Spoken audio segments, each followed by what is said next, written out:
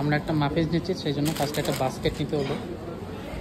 আর আমরা টেস্ট করবো কিন্তু এই ব্লুবেরি মাফিন্স, একটার কস্ট কিন্তু এখানে 105 টাকা।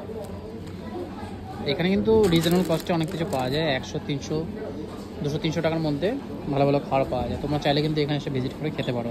অনেকে আছে বাইরে থেকে ফটো তুলে, কিন্তু এখানে ভিজিট করে তো খাওয়া যায়, এমন কিছু কস্ট নেই এখানে। আরও এখানে অনেক রকম আইটেম রয়েছে, short bread, jam tart, Swiss কোন, অনেক রকম মানে বেকারি আইটেম এখানে প্রচুর রয়েছে কিন্তু।